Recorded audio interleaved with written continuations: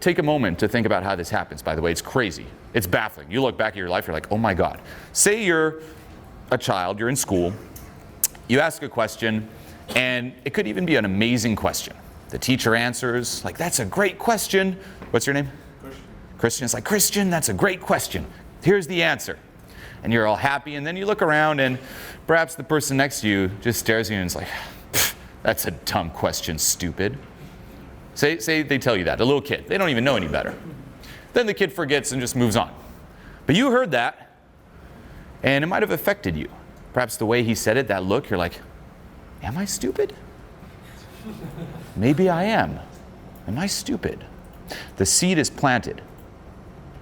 Now, we talked about your RAS, right? Your selective focus. That seed might hijack it. And suddenly, am I stupid? And you're going to start scanning the environment, looking for proof or evidence of perhaps me being stupid. Say you leave school that day, and complete fluke, an accident, you just kind of trip on the way out.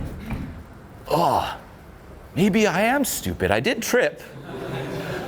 The other kids didn't trip, but I did. It's probably because I'm stupid.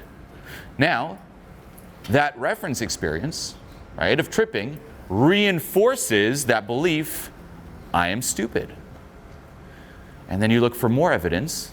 The stronger it is, the more it hijacks your focus, and you start interpreting reality through I am stupid, and everything that's happening to you, you form the connection between that, reinforcing I am stupid, to the point where here you are in your adult life, 100% believing you are stupid. Every reference has reinforced you're stupid. In your mind, there's no possible reality where you are not stupid.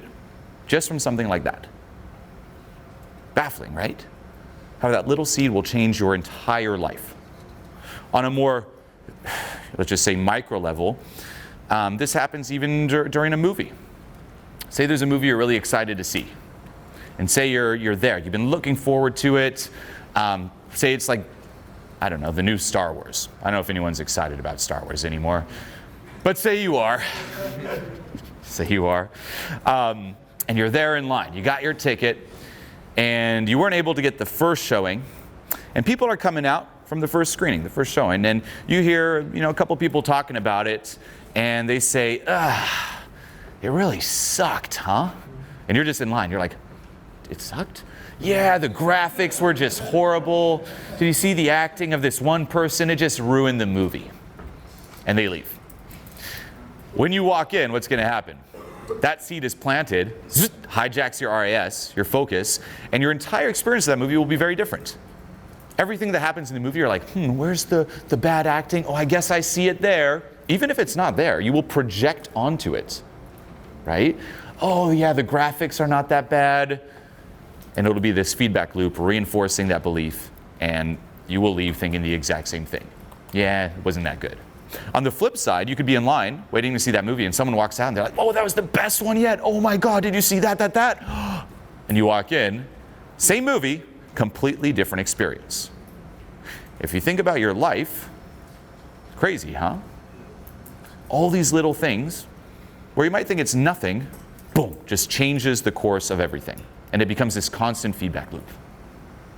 You're stupid. Boom, you believe it. There you go. You're not good enough. You'll never make it. You don't have what it takes. All these little seeds that get planted, the momentum behind them, run us. And then you look around too. You look at other people. You'll project onto them. But a lot of us believe that we're not good enough. There are some of the core beliefs that are just very common. So it's easy to just think then it's normal. Oh, well, everyone else is not good enough either, so I guess I'm just like everyone else. And then we reinforce it to each other and just stay stuck. And then no wonder you haven't found the solution out of it, because your solution is built on, well, I'm stupid. What's some advice to help someone who's stupid? How do I stop being stupid? How do I become successful? Read. Let me get a book for, what did you say? Read. Oh, yeah. Let me read books. Success for dummies. Right? But here's why it doesn't work. Because you're in that reality of I am stupid, even you reading books, like you said, that would help you as an example. Success for Dummies. There might be some gems in there. One, everything that you use, it'll be coming from, how do I stop being stupid? Which reinforces that assumption that you are stupid. Only someone who believes they're stupid is trying to not be stupid. The more you try to not be stupid, the more energy you put into not being stupid, the more energy you are putting into telling yourself that by default you are stupid, so you never make it. It's like tattooing stupid to your arm, like, oh, do I? It's still going to be there. And not just that, but it will actually filter out the advice you really need to hear. Why? Because we just talked about it. It hijacks your focus. So you will tune into stuff that, stupid, okay. Oh, here's the real advice. You will glaze over it. You won't even resonate with it. Crazy. You'll block off the stuff you need to hear. You'd rather hear stuff that reinforces it. And even if it was right in front of you, you just wouldn't see it. And this is why people are completely trapped. And then every day that goes on, that reality gets reinforced, that assumption, that identity gets reinforced, and people never find a way out. They're in the wrong map, the wrong paradigm. There are two approaches to doing this. One is to let go of everything that's keeping this map alive. This is how you produce true, permanent, long-lasting change. The other is to use a more external approach to get glimpses of this other map, glimpses of that higher state. People experience a glimpse of that higher state at various live events. It's known as a seminar high. You come into it, you're in this very low state. You feel very miserable. Your thoughts are just reinforcing the state. Everything you do is reinforcing this state. You come to a live event, you might get snapped into a higher state. And you leave the event, you're like, wow, I feel great. Now, people think that's going to last. No, a seminar high never lasts. But it's not bad. It's not meant to last. If change was that easy, none of you would be here. Everyone would be happy. If a seminar high was meant to last, everyone would be happy. You just go to a seminar and then last for life. No. You can't avoid confronting and letting go of the things that run you at a core, deep down inside. But you can use seminars highs to kind of zoom out of that map and just see beyond the clouds. You're like, whoa, there is another way of being, another reality. When you have a seminar high, your thoughts are also very different. Take that in. Use it as a reminder. Write down the thoughts you have when you're in that higher state. Because guess what? Because this is at the cause, this will also hijack your focus, your thoughts, and your life. It hijacks everything. If you, for example, are in a state of fear, that's going to hijack your focus, and you'll be looking for threats. It'll color the world. You'll be living in this pocket of fear. A threat. What are people thinking? Oh, what's going to happen? Am I going to make it through the event? Oh, what if Julien calls me out? If you're in a state of anger, it colors it as well. Oh, I'm angry. Oh, I don't know about the AC. Is it hot? Is it too cold? What's going on? And it reinforces the state. It reinforces the map. So everything that you do coming from that state, focus, action steps, thoughts, are always self-reinforcing.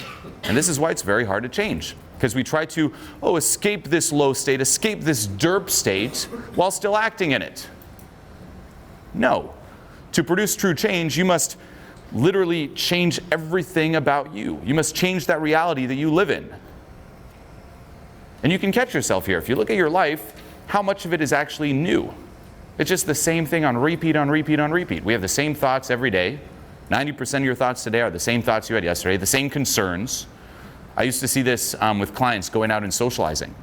They would go out and it's the same excuses every single time. Oh, I want to say hi to this person. Oh no, but this, and they go through the same little journey of going out night after night after night after night after night. I'm like, what are you doing? Maybe this time it'll be different. Time 100. No, it's the same excuses again, just even stronger. The same patterns. With our life, it's the same thing too. Same patterns. You get drawn into similar situations. You attract different types of people. You find your way back to what you know. The reference is just a reference. There's no good or bad reference. It's your interpretation of that reference that affects you. When someone says you're stupid, it's you choosing to believe you're stupid. If someone says, you're a little weird, If you decide to believe that I am weird, then it affects you. If you don't, it doesn't affect you. Right? If I start saying, hey, I hate your blue cap. It's so weird. What are you thinking? I don't even have blue. What? What? It doesn't affect you. It's only if you choose to believe it and you identify with it. And then catch also what's your default way of interpreting things that happen to you.